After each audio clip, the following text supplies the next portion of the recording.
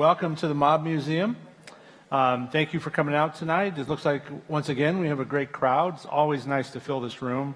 It's an intimate room, but we still want to pack it in as many people as we can and to hear the great stories that we want to share. Tonight, we're going to talk with Myron Sugerman, who has a one-of-a-kind mob story to relate. Myron's memoir is titled Chronicles of the Last Jewish Gangster, as you see on the From Meyer to Meyer. And Myron, and by the end of this program, you'll understand why the book is titled that. Myron's story starts in New Jersey, as all good mob stories do. But what makes it different is that this is a global story. During his career, Myron's tentacles of organized crime, and not always crime, stretched to multiple continents. And there were even a few Las Vegas connections along the way. Of course, we always walk away from our programs here with new tidbits of information to help us understand the history of organized crime. But tonight, I suspect we're going to discover a whole new chapter in the mob story. So, with no further ado, please welcome Myron Sugerman. Thank you. So we're going to do this in an informal question and answer format, as we sometimes do. And I'm going to do a lot less talking than Myron. That's the goal, and it won't be a problem. Why don't we start, Myron, by talking about who your father was and growing up and how you got involved with the business. Okay. We're a Newark, New Jersey family. My father is Barney Sugerman, but everybody called him Shuggy. He was born in Newark in 1900. And he started out in life in bootlegging during the period of the Volstead in 1920, when the Act of Prohibition was passed, and he started as a bootlegger working with both the Italians and the Jews. The Jews were led by Abner Longies Willman, and I'm sure some of you people recognize that name. He was known as the Al Capone of New Jersey. He was a powerful man, and perhaps maybe even had a little bit of importance over the Italians. The Italians had their own boss, and his name was Richie the Boot Boiardo. My father did business with both, but actually he was aligned with Longies Willman because of the Jewish ethnicity. At that time, after I could start and tell you about the after the Prohibition, well, Newark, New Jersey was a major struggle between the Italians and Jews over territory, over geography, control, and so forth. And there was a major battle between the forces of Mr. Zwillman and the forces of Mr. Boiardo, in which at one time the Zwillman had put out a hit on Richie the Boot. He survived that hit, and it was no good for business. And the legend is that Al Capone came to Newark, New Jersey himself to make peace between the two warring factors, between the Italians and the Jews. There's a picture there, seen at the Mob Museum, of a place called the Victoria Castle that was on Park Avenue, Newark, New Jersey. It belonged to Richie the Boot Boiardo, and they had a major 3-day, 3-night celebration of the peace agreement that was made between the Italians and the Jews. Prohibition ended in 1933, and a couple of years later, my father was still dealing in alcohol, and as a matter of fact, he got locked up in 1935, March 5th, 1935. He was involved, he was actually charged with leadership of stealing federal alcohol that had been intercepted, Belgian alcohol that had been intercepted by the Treasury Department. And my father was, when he went to the drop, the agents were waiting for him and so forth. So he got locked up for that. And afterwards, there was a need for a new enterprise. And together with the fellow that stole the alcohol, his name was Abe Green, was a wonderful man. He and my father made a partnership in the jukebox business. So they went into the jukebox and gaming business, in 1937, 38. And the financier of that particular enterprise was a fellow by the name of Joseph Doc Stacher. You've seen many pictures of Doc Stacher here in the museum today, that he was, together with Meyer, Lansky, Longies Woolman, Benny Siegel, they were the top Jewish gangsters of their time. And Doc Stacher had made a fortune of money during Prohibition, and together with Longies Woolman went into this cigarette vending machine business, had a company called Public Service Tobacco. My father, Abe Green, and Doc Stacher, the agreement was they went into the jukebox and gaming business. But Myron, if I might interrupt. Sure. So why don't you explain why this was sort of a natural thing for the mob to get involved with, jukeboxes and coin-operated machines? So if you were dealing in Prohibition, you were dealing in alcohol. So you were selling alcohol to speakeasies, to bars, the underground operations, and so forth.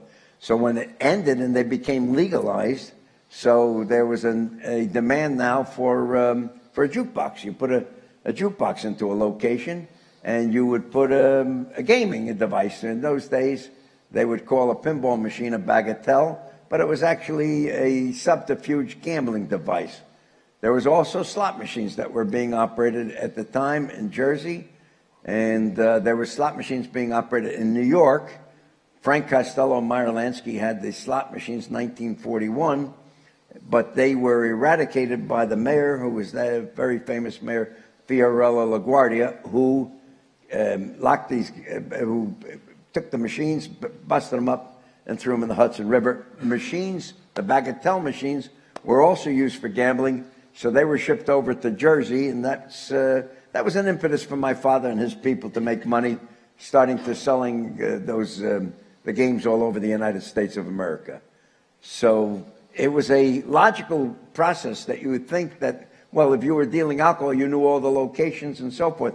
And also there was always, in the mob, you had territorial control. The most important thing is to control geography.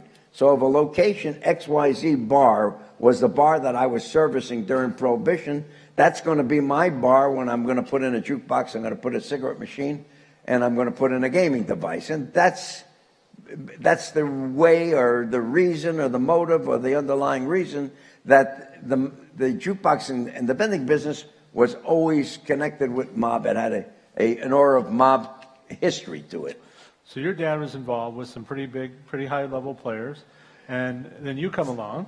Well, my father, to finish up the history, and my father, after the war, wartime, there was no manufacturing of product, so my father, with his associates, used to go down south, buy up jukebox operations, and bring the machines back up to New York to sell them at wartime, because there was a tremendous demand for music in the bars and so forth, for soldiers, sailors.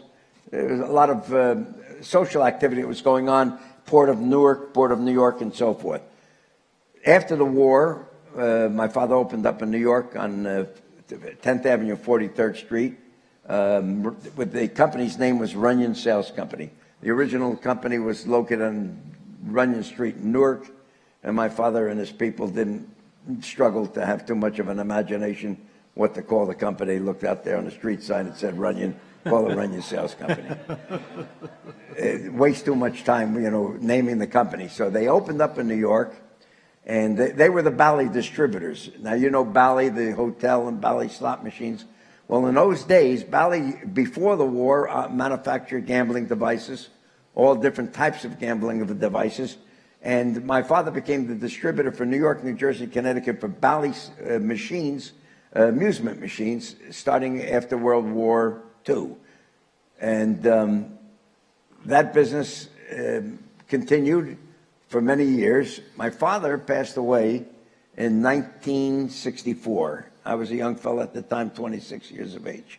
And there was the buy-sell relationship between partners, so my mother sold out. Now I was on my own, but in 1959, I had 5 good years with my father, because when I graduated Bucknell University. I got a degree in political science and languages. I speak probably 6 languages. I can get by, maybe another one. that the other language is profanity. And then, so in 1959, I started to travel the world because my father wanted to develop an overseas market for used secondhand machines.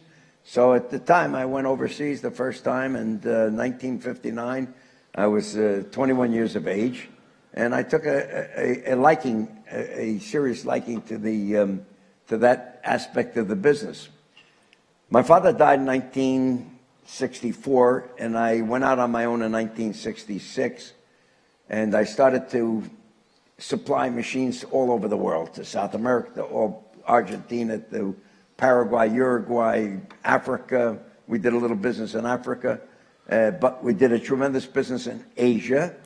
I would say, why don't we start there, if we could?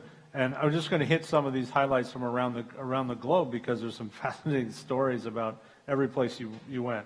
What about Japan? So in the month after my father passed away, somebody comes from Tokyo, Japan. His name was Kazuo Nakayama. Strange man, brilliant, highly intellectual, but he was connected with Yakuza. And that was the Japanese mob. And he took a liking to me. We sat, we talked, I'll never forget. And he wrote me a letter. We went back to his hotel and told me that I'm of the new generation, the new thinking process. I thought, this guy's a screwball. In 1966, I was in Milan, Italy. He makes a phone call, and he says to me, young genius, he says, I want to open up Japan for Bally bingo machines. So I want to explain what a Bally bingo machine was. Bally manufactured a machine during the 50s that was a facsimile pinball machine. But in reality, it was a subterfuge gambling device, and every gangster in the United States of America operated these machines in either bars or cafes or beer gardens or whatever. It was a tremendous business. Bally manufactured the machine up until had an open market. They manufactured up until 1963. 1951, I'm going to backtrack a little bit. The federal government passed what was known as the Johnson Act, which banned the interstate shipment of slot machines across state lines in contravention of American law. That was actual one-armed bandits. They amended, when Kennedy came into power, he amended, there was a legitimate amusement pinball machine manufacturer called Gottlieb. David Gottlieb was the president of Gottlieb and engaged an attorney by the name of Rufus King. Rufus King went to the Congress of the United States of America and showed Kennedy, who was on an anti-crime campaign, he showed him the difference between an actual amusement pinball machine and a Bally bingo machine, which, while they looked alike on four legs, body, head, and so forth, that this was a subterfuge gambling device while this was an amusement machine. So the Kennedy administration banned the bingo machine, and they amended the Johnson Act to include now the Bally bingo machine as a gambling device. When that happened, this was an opportunity for me to make money, because now I started to become an outlaw. I would go all over the United States, buy up Bally bingo machines and ship them overseas. I would ship them overseas and go overseas and buy back the machines when they got banned either in Sweden or they got overloaded in England or they even got overloaded in Japan or Italy or whatever the case may be. So I would go all over the world, buy up these machines and bring them back and sell them to the bootleggers, to the guys that were operating illegally throughout the entire United States of America. Notwithstanding the fact that Bally couldn't manufacture the machine, there was a gigantic secondhand market for used machines. Can you explain how it was a subterfuge gambling machine? So if you played the machine, it looked like a pinball machine. Everybody here knows what a pinball machine looks like. So you'd pull the plunger, the ball would go around, there'd be 25 holes on the play field. So when the ball would drop in a certain hole, you tried to get it so that the lights on the back flash would put either three numbers in line like bingo, or 4 numbers or 5 numbers, and the payout would be registered on a meter. So the operator would know, for example, or the location owner, if a guy won, let's say, 100 games and he was playing a nickel play, won $5, So he'd go to the location owner and say, looking on the meter, the guy would knock off the meter credits and give the guy the $5, and that would register inside the machine. So when the operator himself would come every week or 2 times a week or 3 times a week to collect the machine, there would be an actual mathematical statistic of how much money went in and how much money went out, and whatever was the profit, it would be divided between operator and location 50-50. Again, it was all geography. If you controlled locations, well, you were strong. You had the best locations, you control it. You're not going to control it by preaching religion or quoting poetry. You needed muscle, and that was the way things were done. And of course, if you were with one outfit and the guy was with another outfit, and you had a dispute, well, it would sit down and you negotiate it. It'd be a sit down, and it was. You first had to eat that bowl of spaghetti before we start talking business. Myron, go back to Japan and how that played out. So in Japan, this fella Nakayama, I took a liking to him. My father's partner that replaced Doc Stature was probably one of the smartest of all the mob bosses ever in the history of the mob. His name was Gerard Katina. And I imagine very few of you people actually heard that name. But there is a picture of Mr. Katina upstairs.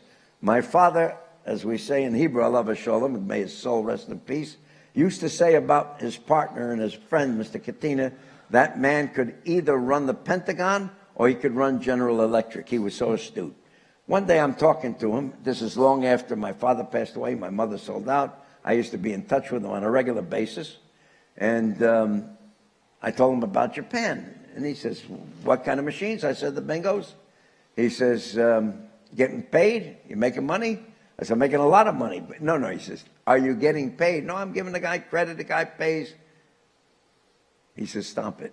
Now, when you're a kid, you think you know more than the bosses. He was right. In 1969, June 10th, 1969, I had $500,000 outstanding, which was a ton of money for a kid. And the Japanese government locked this guy up, locked up all the Yakuza guys, banned the machines and so forth. So at that time, I struggled for about 18 months. And I'll come back to Nakayama in just a minute. Nigeria. Okay, so yeah, now we move across the globe to Nigeria. Tell us about that, and then we'll come back to Japan. So I'm struggling, and I'm looking to make a buck, and Bally Manufacturing Company was the #1 slot machine company at that time. Every casino, 95% of the slot machines in Nevada were Bally slot machines. They were that good. They revolutionized the business. They took it from being a mechanical machine that paid out only 20 coins. They manufactured a machine. There was a fellow by the name of Mickey Wyszynski that came up with the hopper system so that the machine would pay out 200 coins and then 1,000 coins and so forth. So that it became the king of the slot machine business here. It was all the Bally Manufacturing Company as a result of the original family that owned Bally Manufacturing was a family by the name of Maloney. Ray Maloney was a genius, an Irishman that had a tremendous mind, an alcoholic, and he got knocked out of the box when Kennedy banned the bingo machine because that was the mainstay of Bally Manufacturing Company. They used to build 400 machines per day. I'm going back in the 50s. Ray Maloney, the company went into foreclosure. His general manager was Bill O'Donnell, very astute. He called my father and he said to him, I want you to introduce me to Jerry Katina. Because Jerry Katina was now the boss of the Genovese. He divided the power with himself and with Tommy Ryan Eberly. So he came out to New Jersey. I never forget, they sat down and he explained to him what the business was and what the future was because they had the hopper system. So with the hopper system, Bally now became king. And so they went on and become a public company. But privately, they formed a Panamanian company involving Meyer Lansky and Dino Cellini. All right? That was all part of the faction of Meyer Lansky. All guys answered to upstairs to the old man. All right? So Meyer Lansky's outfit I didn't deal with him at that particular time. I dealt with Bill O'Donnell and I dealt with Irving Kay, and they called me up and said, would you like to, I don't exactly remember if they said, would you like to, it was more like, we'd like you to go to Nigeria, and you're going to be the manager of a business on a joint venture that we made with a group of Lebanese Arabs. Well, this is interesting. Okay, let me think about it. No, we thought about it for you. Get your ass over to JFK Airport and go to Nigeria. So I wound up in Lagos, Nigeria, running, being the manager of a slot machine operation with a Lebanese group, and the boss of the Lebanese group, his name was Mohammed Fawaz. This guy was the sharpest, shrewdest. He could corrupt the Pope. He was great. Well, let me balance it. He could have also corrupted the chief rabbi of Israel. So he was the one that I was working together with in Nigeria. He was absolutely fabulous, and he had every government official bribe. It was standard bribe. Bribery is not something which is considered immoral in the rest of the world, in the third world nation, particularly in Africa. In fact, you're supposed to bribe. You're not supposed to. The American government says you can't. The African government says you can. But of course, politically correct, they'll say we don't take it. But when we used to walk into government offices and they'd have a big sign on the back that says we do not take bribery from foreigners, that's the way they would welcome you into the offices. So I ran that slot machine operation for over a year, approximately a year. And at that time, I got my education as far as Africa is concerned and dealing with the Arabs. And it was a fascinating, interesting experience. Just to give you an example, when we used to go collect it, we'd have a hut. The hut was the size of the bathroom. You'd have 20 slot machines in that little hut. And they call it a casino. They spelled it Kasino. And we used to go into the casino and make collections. We'd go in with a couple of prize fighters, ex-prize fighters, and you'd have 50, 60, 70 guys playing the slot machines. In order to make the collections, you had to get rid of the guys and throw them out of the place so that you get a peace of mind while you're collecting the money. And sure enough, they would throw these out, get out, get out, get out. And they'd put a bar on the door so that the king couldn't come back in. And while that was happening, you'd empty out the machines, you put the money on the table, and Mohammed would say to the location, the casino operator, what's your percentage? The guy would say it's 10%. Mohammed would take coins like this and throw them on the floor. And he says, but how do I know it's 10%? He says, beat them up. Tell the boxers, the price fighter, beat them up. No, that's 10%. I seen it myself. So when collections were finished, now, in the concept of the Nigerian mind at that time, you know what your machine did? Your machine chopped my money. It stole my money. They didn't want to accept the fact that when you win, you collect the money, and when you lose, you don't get it back. So if that 50 or 60 guys that we threw out of the place, it multiplied. So by the time that we opened the door, there were 500 to 5,000 Nigerians jumping up and down on pogo sticks, demanding the money back. So the Arabs used to take the coins, all right, throw coins here, throw coins there, throw coins there. They'd fight over the coins, they'd blow a whistle, the car would come by, pick us up when we take off with the money, with the collection. Nigeria, that was Nigerian collections. I'm sure it's quite different today, although it was quite an unusual experience. So I spent that time in Nigeria. That deal kind of went bad in the end. Pardon? That deal kind of went bad for you in the end. Well, it didn't go bad for me, no. In fact, what happened, it was a bad deal to begin with, because Bally Manufacturing had all the strength in the world. They had the greatest slot machine. People were dying to get that machine, and they gave that deal away to the Arabs for 50%. It was a cockeyed deal, and there was no control over it. I wrote a letter, and I remember writing a letter to the guys back here in the United States, to my principals, that if Moshe Dayan was here and he had three eyes, he couldn't control this. There was just too much thievery that went on. every single moment. In the mind of a lot of these guys that work for us, if they collected the money belonged to them because they collected the money. They didn't understand that the money had to go into a treasury. So from Nigeria, I came home, and I spent a few years. I also did,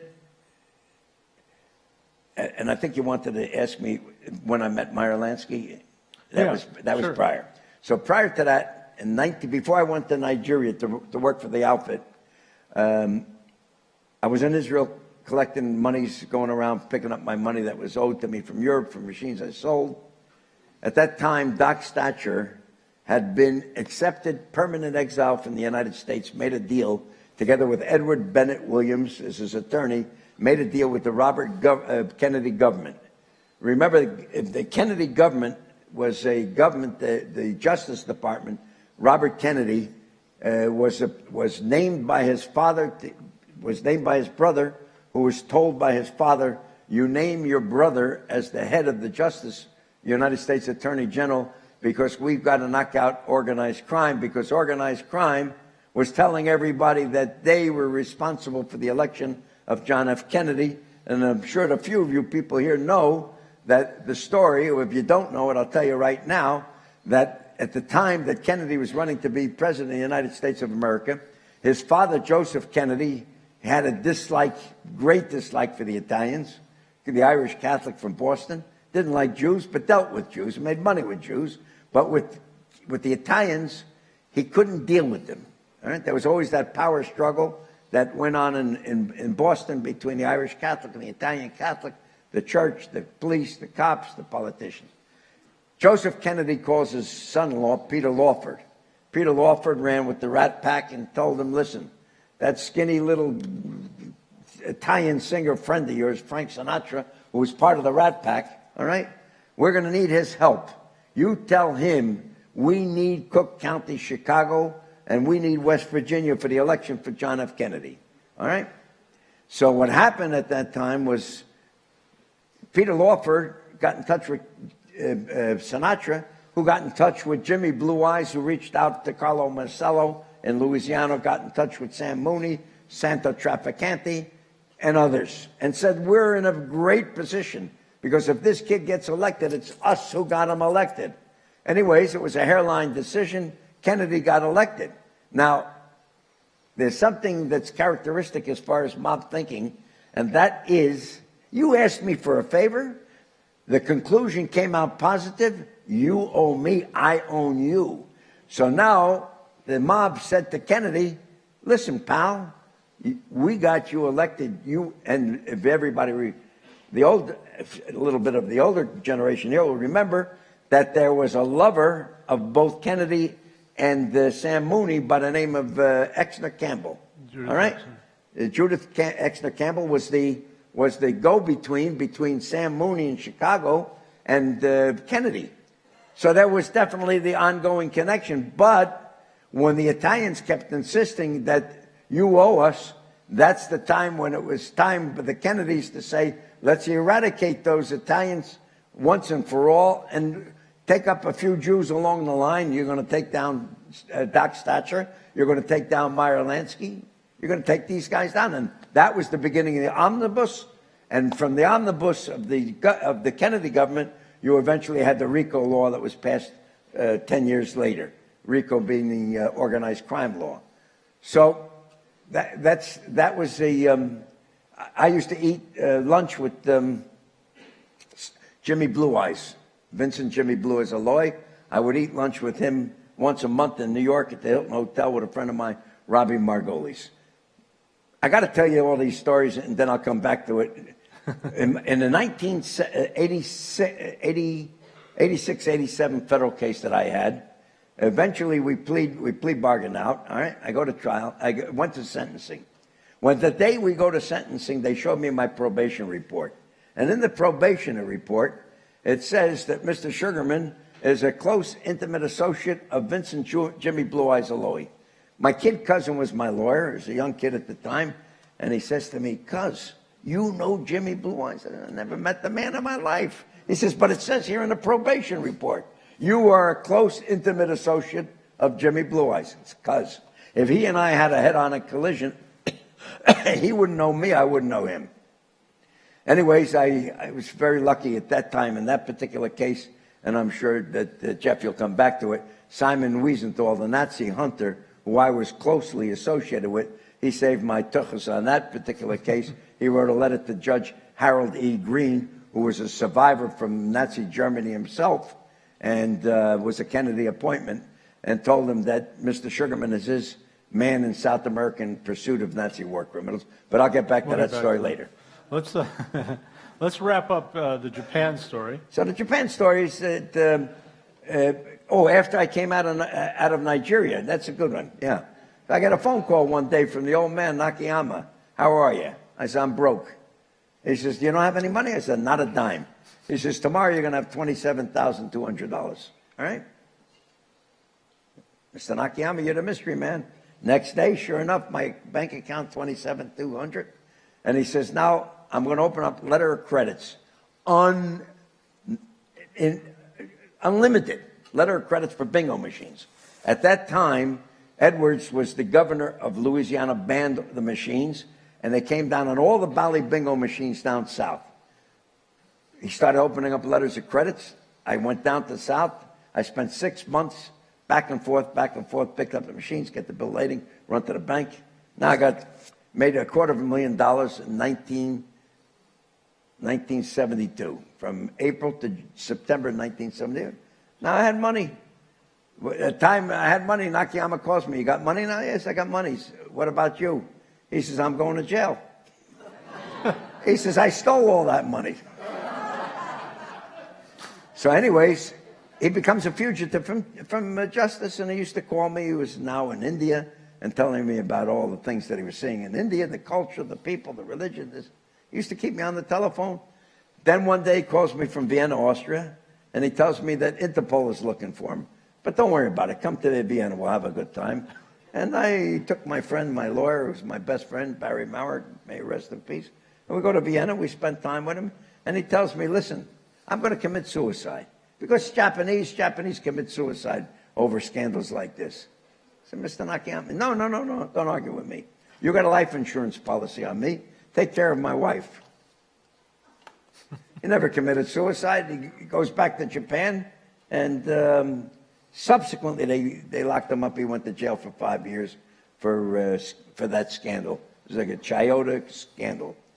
So that ended that story. But now I had money, and that's when I started New York. So you've been traveling the world. You've been dealing with Japan. You've been dealing with different countries. But you see an opportunity right in your own backyard. So let's talk about that. Okay. So from a marketing point of view, making money, the best way to make money, people, when you're in a gambling business, is to own and operate the machines. All right? Don't buy and sell them. You make money, but you're not an institution. That means that business depends entirely on your mortal being. They're getting up in the morning, making deals, go here, buy there, buy, sell, go to Argentina, buy the machines in here, from Europe, ship the machines. A lot of work. And I'm saying to myself, look, I'm making all these third world nation operators, I'm making bosses. Guys, I'm making them rich. Oh, they love me, they're taking me out, wine me, dine me, wherever I go, I'm being well taken care of. But I'm not making money, serious money. So I'm saying to myself, third world nation, two old-timers, one Jew, one Italian, Sam Abodnik, Whitey King, old operators from New York that used to deal with my father, called me one day. Meet me at Charlie's in Little Italy, Charlie's Clam House. So I went and meet him, okay. Let's operate gambling devices. I said, tell me, that's not a bad idea. It's crazy, but it's a good idea. So I'm saying to myself, New York, if you look at the city of New York, Manhattan, Bronx, Queens, Brooklyn, Staten Island, these are ethnic neighborhoods. We had more Greeks in Astoria than you had in Athens.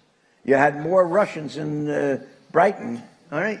You had more Italians than in the whole of Italy. You had 20 neighborhoods of Italians, Bensonhurst, Bay Ridge, Queens, and so forth. Greeks, Astoria, Dominicans, Cubans, Puerto Ricans, Jamaicans, Africans. My God, this is a fantastic. Yugoslavs, Israelis. I'm saying to myself, I'm knocking my brains out running all over the world. Okay. I had one small experience in 1973. I did business with Frankie Locasio, who was the underboss to John Gotti.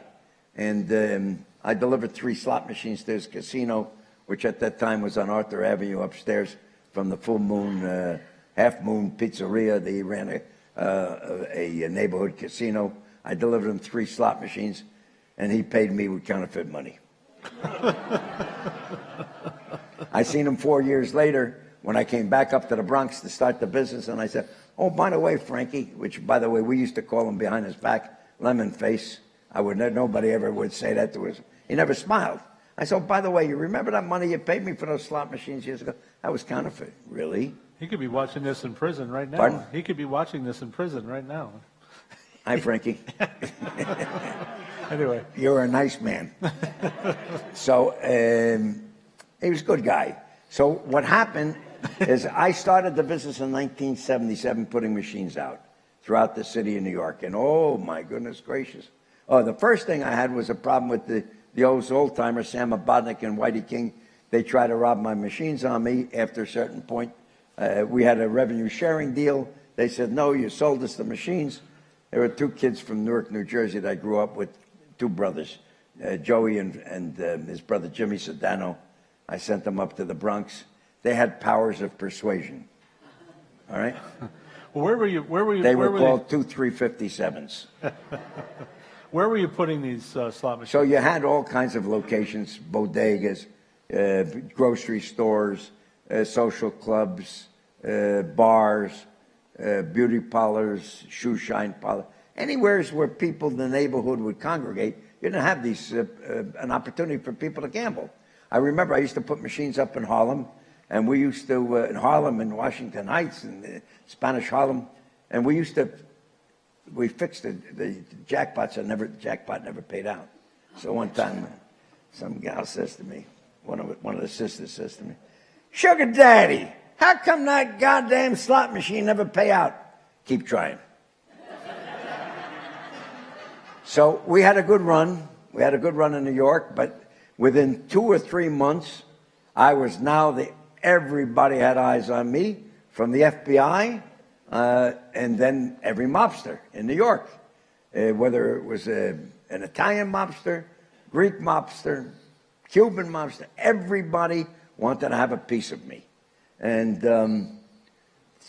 I had made a deal, and prior to somebody actually establishing my identity, had made a deal and unfortunately got sucked in by Frankie Loke and by Tony Bananas from Newark and so forth, where I was on a restrictive covenant. I said, this is craziness. I created the business, and now my hands were tied. But then one day I got a call, and somebody said, they want to come see me. And 3 guys showed up, and the fellow there was sitting there. He had 4 teeth, and he was chewing gum. And I said to myself, this man's a genius. And he says to me, listen, your father was with us, you're with us. I says, yeah, but I got a restrictive covenant. You don't have any restrictive covenant. You're free to do business with whoever you want to do business with, all right? I said, but I'm not a problem. I'll take care of that. And sure enough, issues of station identification were resolved. And you say, well, how do you operate? Well, let me ask you a question, people. You certainly have homes and business. Does everybody buy an insurance policy? Of course. So you buy an insurance policy. You can't be outside when it's raining and not have an umbrella over your head. It's very important to always have station identification if you're going to be living outside the law. And another rule of life, and it's in a Bob Dylan song, and it's very good. If you're going to live outside the law, you better be honest. And there was a policy always with me to be extremely honest. Everybody got a fair shake. Even if I took a little less of a deal, at least everybody got a fair shake. And so we started the gambling machine business. It spread like wildfire throughout the entire city of New York, all the 5 boroughs, and Westchester County, and Long Island, and so forth, and in Newark, New Jersey. Now, I ended up having 3 federal cases and 2 state cases, 3 all for organized crime, although one time I had to tell the FBI agent, it's really not organized, it's disorganized crime. You're dealing with these mutts, you don't understand that these guys are just, you know, a bunch of characters. We had Damon Runyon's stories. They were fantastic stories. We had a guy, an old gangster from Newark, New Jersey, Max Putty Hinkes. And Max Putty Hinkes, he worked for Longie's Woolman. Now, when Longie was gone, Max went downhill because he was a degenerate gambler. He had no money. And so there was an old-timer that came to me and said, listen, it don't look good. We don't take care of our own. I says, no problem. I put him to work. We made him the president of the company. And Max Putty Hinkes was already in his 80s. And every time that we would get raided by the feds or by the state, his job was to stand up and say, I'm the president of the company. So one time an FBI agent says, Max, you always say you're the president of the company. What's the name of the company? He says, to be honest with you, I can't remember. You see this kid over there pointing to me? He changes the name of the company every week. We put him on trial in a 1980. I get a state case, and I ended up being indicted on a state case together with him, and I couldn't take the stand. And so they put him on the stand, and we said, the president of the company. Prosecutor says to him, Mr. Hinkes, president of the company? Yep. What do you do as president of the company? What do you get, first of all? He said, well, I get $10,000 a year. $10,000 a year? Mr. Hinkes, what do you do as president of the company? Well, he says, you know, I'll take the kids. They need somebody to drive them to the post office. I'll take them to the post office. I'll answer a telephone if the girls can't answer the phone. Sometimes I'll read a newspaper. And then he says, you know, I'm an old man, so I'll sit at my desk and I'll go to sleep. So the prosecutor says to him, Mr. Hinkes, you really don't do much at all, do you? So Max looks at him and he got indignant, and he says to the prosecutor, let me ask you a question, you young son of a bitch, you. Would you break your ass for $10,000 a year?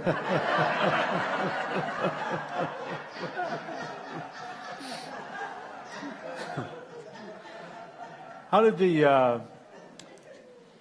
did New York? How did that all come out? I mean, did that all fall apart, or what happened? Well, what happened is that it becomes like everything else, saturated. The market started to become very saturated, and when you have saturation, that's when you have really the violence. The violence starts to come into play, and there were endless what we call sit-downs. There are forms of street justice to resolve different problems as far as location. This was my location. This is the other location. This one belonged to me. No, it didn't. And then it would go upstairs. Other guys couldn't resolve it. It eventually would get resolved at a sit-down. And all disputes, all arguments, all fights, all had to be resolved. And it would be on different levels. You had Supreme Court. It would go all the way up to the Supreme Court. And I used to tell guys, listen, schmuck, you go up to the Supreme Court, you want to take this all the way upstairs to those bosses. You know what the bosses are going to say to you, don't you? Gee, you come here often with a lot of problems. So if you have a lot of problems, that means you have a lot of machines. And if you have a lot of machines, that means you have a lot of money. How are we doing, partner? So I used to say to guys, if you can't resolve it here at this level, don't let it go upstairs, all right? For your own good, think about it and so forth. And most fellas found the ways to resolve it. A lot of it was nonsense. Some Russian kid that comes to me, we used to call him KGB, he used to smoke a cigarette, long black coat. And I said, my God, this guy, we call him KGB, came to me one day and he says, I want you to be my rabbi. You want me to be a rabbi? I said, what's your problem? I have a problem with the Italian people. Where's the problem? Downtown on Market Cherry. Downtown on Market Cherry? Okay. I know the guys. I know every one of them. I put them in business. They're good guys. What's the problem? They took my machines. They threw my machines out. Well, that's a standard problem. So we go downtown on a Saturday night, and the room is filled with 15, 20 stone cold killers. I know every one of them. I put them in business, and everybody, how are you, and so forth, and hugs you, kisses. Now go ahead. What's the problem? Mr. P.T., this is, I want to tell you that this is my machine you took out. And he said, well, let me explain it to you. This neighborhood belongs to us. We had it since the time of Christopher Columbus. So everything that goes on in this area has fences around it, and all of a sudden the Russian, a student of Dostoevsky, of Tolstoy, of Gogol, of Pushkin, genius. I want to tell you something, mister. He says, the streets of Moscow are red with blood. Oh, my goodness gracious. My friend, we call him Big Red, he says, do you see the wall? What's the color of that it's red. He says, that's not paint.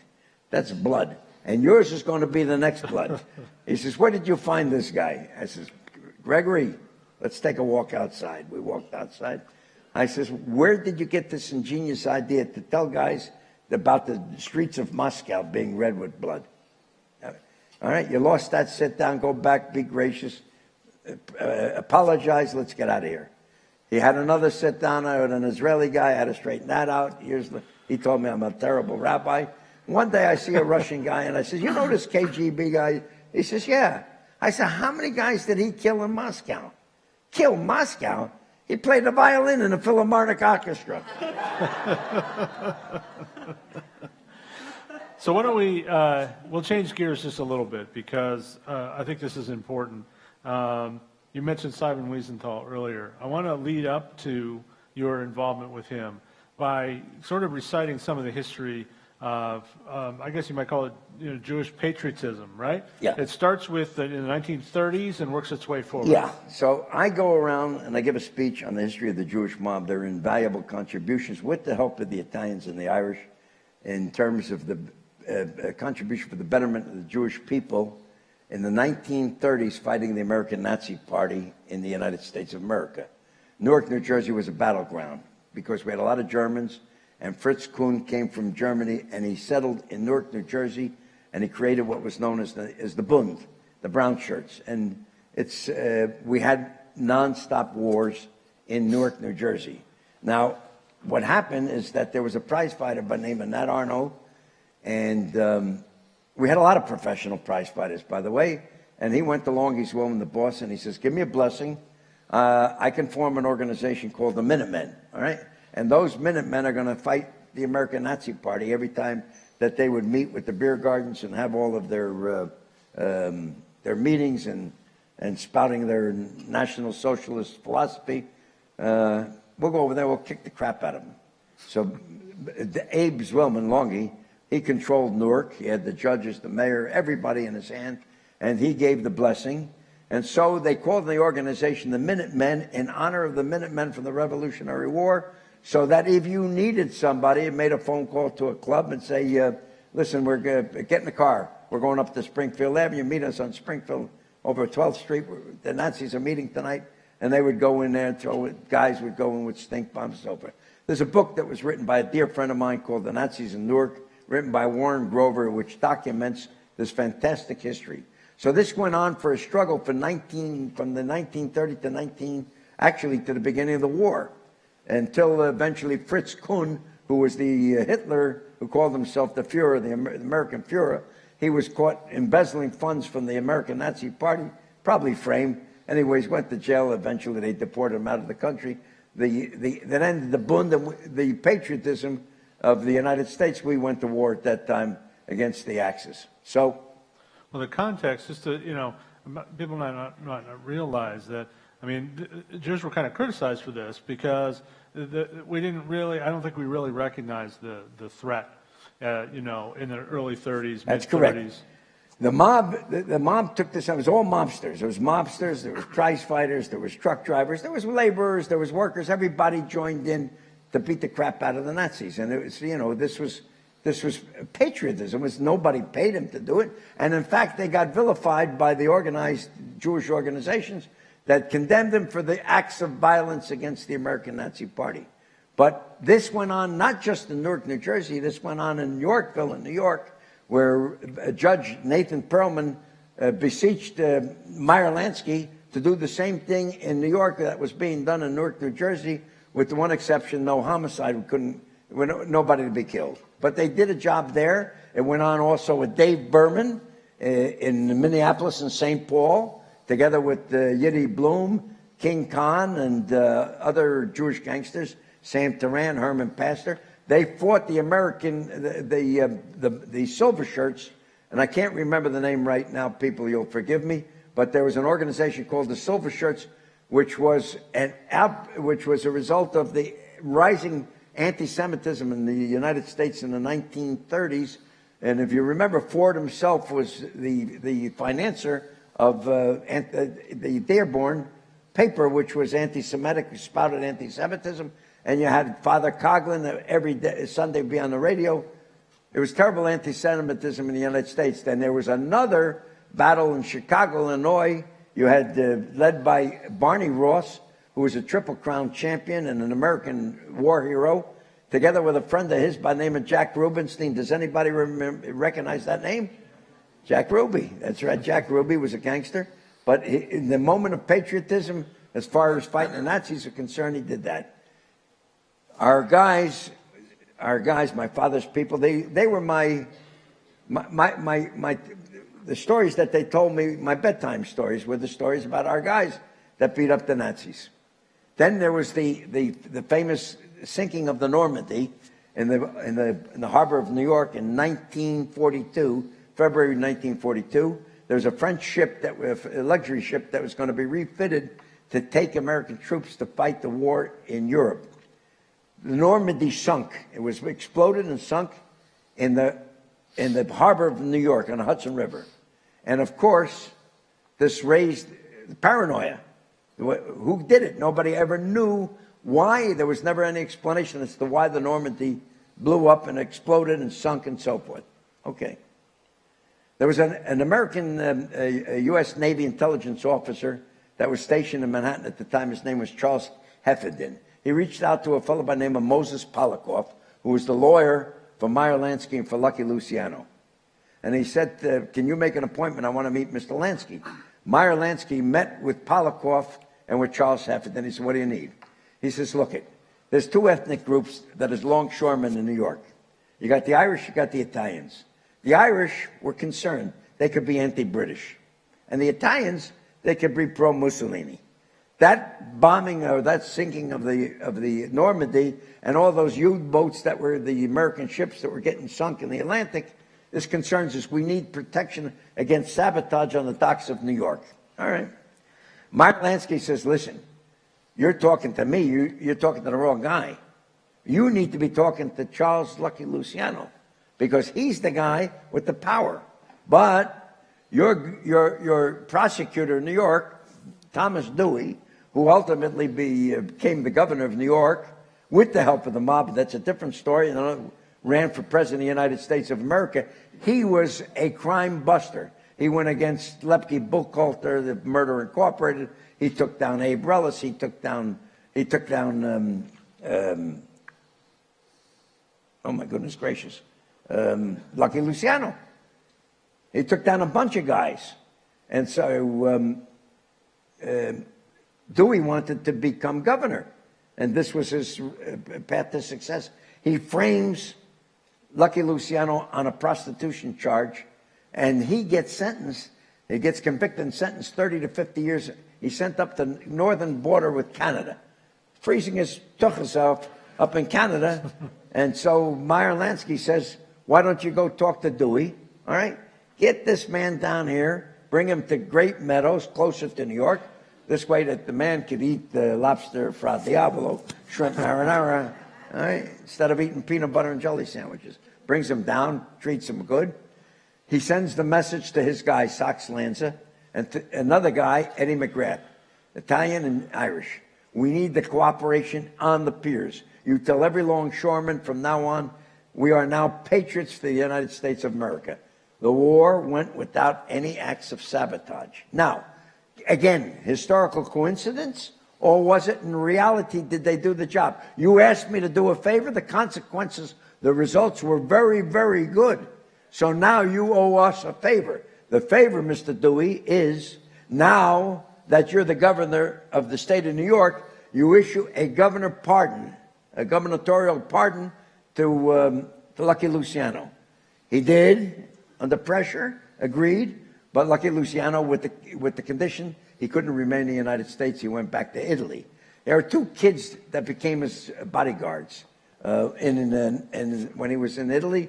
One was Mario Colamarino. The other fellow, his name was Pasquale Gallo. I became best friends with Mario Colamarino, whose son is Reno Colamarino, who is married to the Turk that was the #1 casino operator, private casino operator in the world. Wow. All right?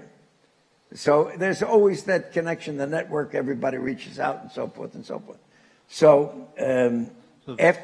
The third stool, yeah, there's a third story, and then we'll get to the Simon Wiesenthal about Israel.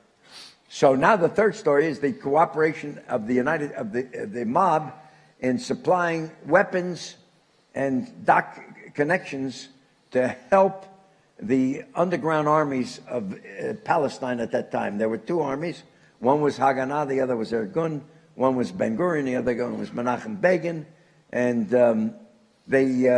first of all, there was the revolt to get rid of the British because Palestine at that time was under the mandate. But where the mob comes into play was Ben Gurion sends his man to the United States. The fellow's name was Gideon Zeslani. Go see the legitimate organizations. They told him there's a Neutrality Act that was issued by Truman shortly after he recognizes the state of Israel and tells them that, tells Zeslani, we're not going to violate American law. Goes back to Palestine. And at that time, Ben Gurion comes to the United States and meets an old pal of his who owned Palace Amusements in Asbury Park, New Jersey. He was a fellow soldier with him during World War I in the Jewish unit of the British Army that fought during World War I. Anyways, he introduced him to a fellow by the name of Sonnenborn, Rudolf Sonnenborn. They formed the Sonnenborn group. But the connections on the dock, they needed the shipping of all that excess military equipment, ammunition, dynamite. You had to ship that to Palestine. So how are you going to ship it, manifest it, but you can't do it by its legitimate name? So they would call dynamite fertilizer, and weaponry, they would call it agricultural equipment and so forth, and it got shipped out of the port of Newark in New York. Mickey Cohn put up had a rally. Mickey Cohn was the boss of L.A., together with Bugsy Siegel, had a party at a nightclub, raised $120,000. The money was used to supply a ship called the Altalena. The Altalena was it's an Italian word meaning bridge, meaning swing, and it was named in honor of Jabotinsky, who was the mentor of Menachem Begin. The ship arrives in Vitkin Beach in Tel Aviv, and a big dispute breaks out between the two militaries, between Begin and Ben Gurion. Terrible situation. They fire a rocket. Long story short, Begin insisted no revenge. They formed the IDF, and they were ready now to become a nation and fight. But the mob connections were extremely important. Longys Wilman Meyer Lansky went to Frank Costello and Albert Anastasia and asked them, in lieu of Lucky Luciano, to use the same influence that they used on the Normandy and the sabotage and the piers to make sure that this war material would be sent to Palestine in violation of the Neutrality Act of 1939. And for those with the Las Vegas history background, you might remember Hank Greenspun was a longtime publisher of the Las Vegas Sun. He ran guns to Israel at this very same time. So one assumes that they were entered through this same network. Hank Greenspun was with Benny Siegel, Bugsy Siegel, and he was involved in gun running, and so there are quite a number of guys that they got convicted. Eventually, they were all pardoned. Most of those fellows were pardoned. That's right. So this is the background that you have, and you're thinking about, you're thinking about what contribution you're going to make. So, to understand, there's a psychology of a gangster, whether it's any Jewish, Italian, whatever the case may be. There is a certain Robin Hood mentality in a gangster. He has to do something to make himself justification for his existence. Not just making money, but he's a protector of the neighborhood. He's the protector. When you have a problem, he's the fixer. He's this, he's that, and so forth and so forth. So in the case of the Jews, because of the anti-Semitism, so the Jews fought back. The mob played a significant role. I come out of that world of Jewish pride, Jewish heroics, Jewish patriotism. My wife, I meet a girl, and I married a girl from Argentina, a Jewish girl from Argentina, whose parents had escaped. Her mother escaped on the last boat going from Europe to South America. Eichmann, everybody remembers the case. Adolf Eichmann gets captured in Buenos Aires, in Garibaldi Street, and named Simon Wiesenthal. And I'm saying to myself, you know, there was a picture, 1943, very famous picture, out of the Warsaw Ghetto. You saw a young kid, 5 years of age, coming out of the Warsaw Ghetto with his arms up, and a Nazi soldier with a rifle held to him as he's coming out. And I said to myself, I was born 1938. That kid looks 5 years of age. That could have been me. By accident of birth, that could have been me. I got to do something. So I was very impressed with the capture of Eichmann, the trials and so forth that took place in Tel Aviv and in Jerusalem. And then what happened, I was in Vienna the first time. I had a customer who was a Hungarian Jew by the name of Joseph Remini. I said, Remini, do me a favor. I want to meet Simon Wiesenthal. And he took me he says, I'm not going in, you go in. I meet Simon Wiesenthal. And we spent a few hours together. And at that time, he was not that well known. And he explained. I said, he took the time to explain Holocaust. And basically what he was doing, the pursuit of Nazi war criminals through intellect, through connections, through this. So I asked him, what do you really need? He says, money. He says, because when two Nazis, ex-Nazis or former Nazis would get into an argument over money, they'd run to Wiesenthal to rat out one against the other. So he says, if I had some money in my pocket, dollars, I give him for a few dollars, I would buy my information about Nazi war criminals. So I started to go to all my father's friends and tell them about Simon Wiesenthal. And every week I'd pick up money from these people and I'd send money to Wiesenthal until I got into big action in 1977, running gambling. And by the time I was running gambling, our income was over $200,000 a week. I took very nice care of Simon Wiesenthal. I told him, go find a lot of Nazis. What happened is I used to go to South America on business. I'd do business in Paraguay, Uruguay, Argentina, Brazil, Colombia, Venezuela, Peru, everywhere.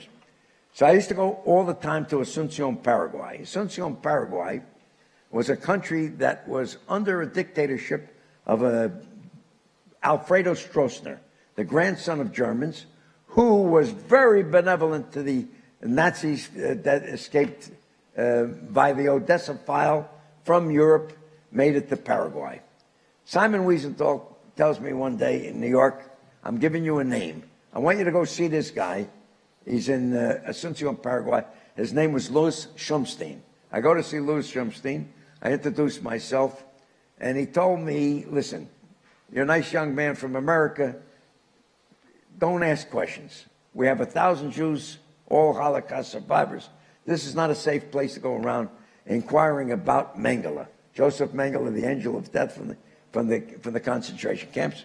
So I respected the man. I didn't say another word. He says, listen, as long as you're in Paraguay, you need anything, you come see me. I'll be glad to help you. Do not inquire. That afternoon, I'm shower, shaving, you ready to go out that night, and hotel phone rings. Yeah, Louis Schumstein, I'm downstairs. Can you come down? I want to talk to you. Go downstairs. He says, listen, I'm very impressed with you. You're an American guy. You really don't have a direct connection with Holocaust, but I'm so impressed with you. And he tells me a story about a sighting of Mengele. And then he tells me the name of the people that sighted him. And I said, can I find those people? He says, they're old, they don't want to be bothered.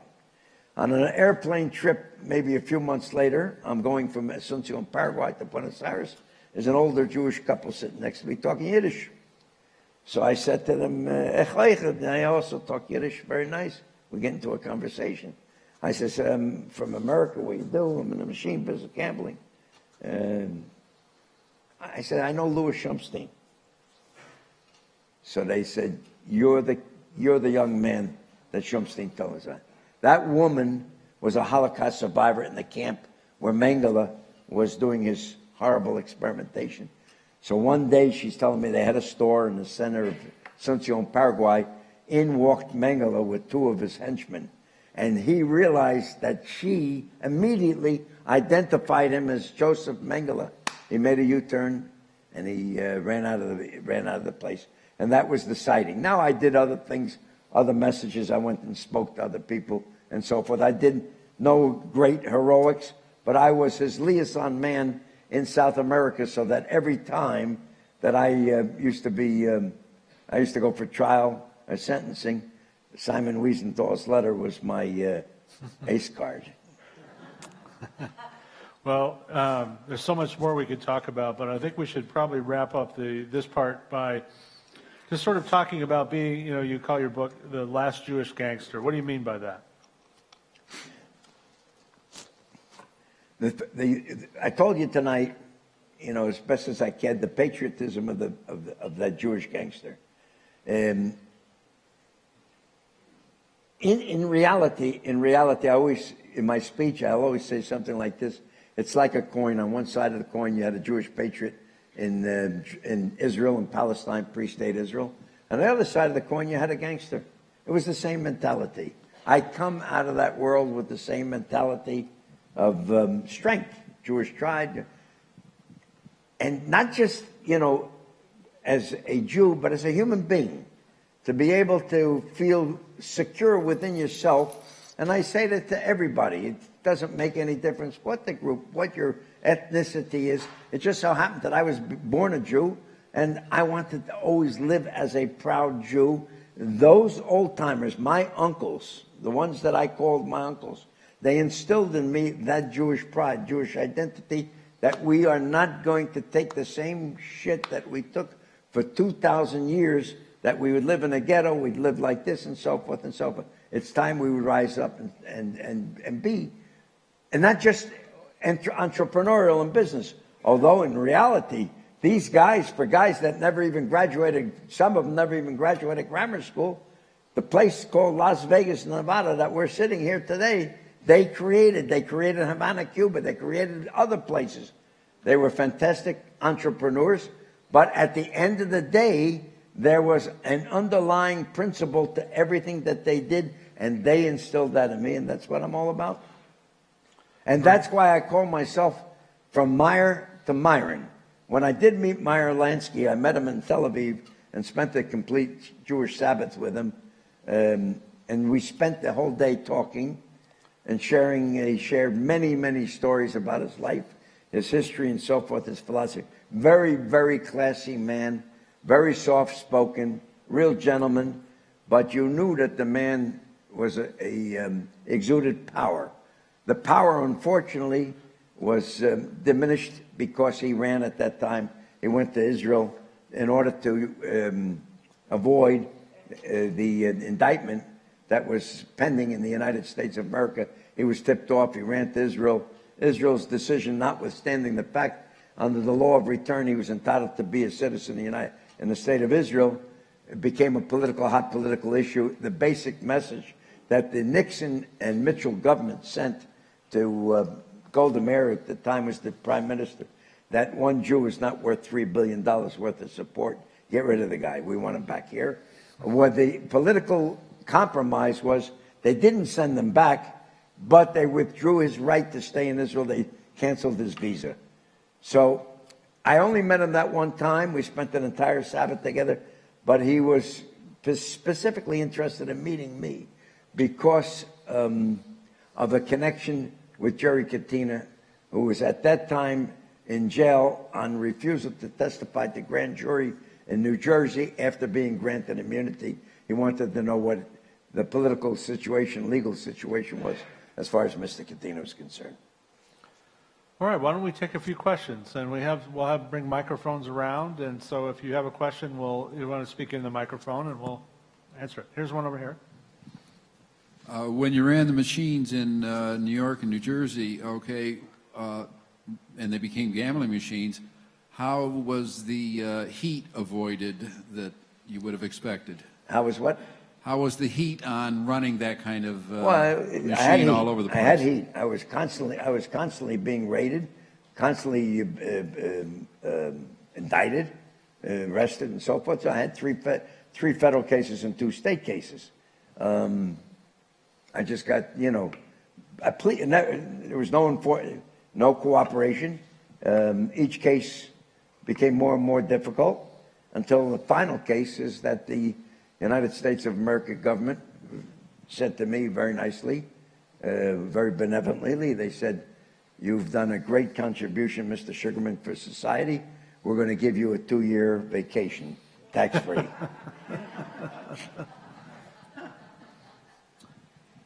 Here's a question back here. There's a microphone right next to you there. Thank you. You said you went to New York and you got into the slot machine business, and you didn't finish who you were in business with. You had to take some partners in. Can you care to tell us? If I started to tell you all the people I were partners with, Gino, we wouldn't go home till about next Thursday night. I was partners with everybody. First of all, I was the brain. I was the one that created it. Secondly, I had all the technicians from all over the world. Guys couldn't fix slot machines. We didn't have guys that knew how to fix slot machines. So I brought guys from England, from Greece, from Israel, from Argentina, from Uruguay, from all over, from different countries. I would bring them to the United States, and you go work for the Cubans, you go work for the Italians on Bensonhurst, you'll work for these guys. So I distributed all the fellas. Tell you a funny story. My best friend, dearest friend, was a Jewish kid out of London, David Herring, tough kid, great slot machine mechanic. He was my best pal. We traveled the world together. So I told him one day, I said, "David, I need you over in New York. You're going to be working in the Bronx with a crew in New York. The guy that's going to be at the airport that's going to meet you is Joey Meatballs." All right? So David gets off the airplane, goes through immigration, and he's waiting, looking who's got a sign that says Joey Meatballs or David Herring, and nobody's there. So he goes to information, and he says, "Would you page the gentleman that's here waiting for me?" "Well, what's his name?" "Joey Meatballs." And on the public announcement speaker in JF Kennedy Airport, "Would Joey Meatballs please come to the information desk and pick up your customer?" So we had all the fellas come from all over from all over the world fixing machines, and at the same time we created. We bought up machines. There was a machine called the video poker machine. That revolutionized the business after slots. You didn't need technicians. You just took out a PC board, put in a PC board. So I had every crew that you can imagine, whether it was Genovese, whether it was Gambino, Lucchese, Bonanno. Everybody came to me, whether it was the Greeks from Astoria, whether it was La Corporación de Cuba, the Cubans, the Israelis, the Russians, everybody came and did business with me. So my place of business became a courthouse for adjudication for all kinds of disputes that went on nonstop between different guys and so forth and so forth. So Gino, everybody. But I did have station identification with one crew. So that you had to have. So that if you had a problem, your answer was, "Gentlemen, let's nice and easy. I line up very nicely." "Well, who do you line up with?" "Well, that's for you to find out." And the guy would make an inquiry, and sooner or later you'd find out who's your rabbi. And he mentioned one of those groups he mentioned is the one to answer your question. Another question? We have one over here. Okay. Yes. To what extent was the mob involved at the Jersey Shore? The mob is involved in the Jersey Shore. Well, you're from the Jersey Shore? Where? You're from Long Branch. where wasn't the mob involved? So you had a famous killing in down the seashore. A fellow by the name, they called him Jimmy Sinatra. He was with the Lucchese crew, and money to the guys up in Newark. He always, everybody, everywhere that you had, where you had action and so forth, you had people, and there were connections and so forth. His nephews today, they beat the system. The two boys are the Storinos. They own all of Point Pleasant, Jenkins's Pavilion, and they own. They were partners with me originally in the knockoff business. We used to. I got locked up for that as well. We used to manufacture Donkey Kongs and Pac-Mans that were counterfeit boards that we used to buy from Japan. Another question. Okay, let's bring the microphone. Let's bring the microphone up so everybody can hear, and then we'll do it. I was just going to ask, with your background, did you do any consulting for The Sopranos, the show? No, I never even watched the show. My show is better than The Sopranos. You did make a connection related to Hollywood, though, didn't you? With Dustin Hoffman. Oh, Dustin Hoffman. This is a cute story. Good one. We had a couple of all the old timers used to come to my office. Right? Well, one was Little Itzik Goldstein. Another guy was Tootsie Roll Levy. All right? These guys never did a legitimate thing in their entire lives. I had Putty Hinkes. So one day, Itzik Goldstein, I used to give a space for all the old timers to come, sit, drink coffee, talk, throw them a few dollars from time to time. So Itzik comes in one day, and he's talking, hushing over there in the corner. What are you hushing about? Well, ask the kid. He'll know who the guy is. Who's this guy? I got a phone call from a guy, Dustin Hoffman. He left a phone number. He wants to talk to me. Who is this son of a bitch? Probably FBI. I said, give me this piece of paper. I call up. Sure enough, it's Dustin Hoffman's office. And I said, how can I help you? This is Mr. Goldstein's private secretary. What would you like with Mr. Goldstein? Well, Mr. Hoffman was doing a movie called Billy Bathgate, and he needed to know a character who knew Dutch Schultz. So Ruby Gross was a very dear friend of my father, Abe Green, and he had knew somebody in the office and told him, you call Itzik Goldstein. I said, Itzik, I'll take care of it.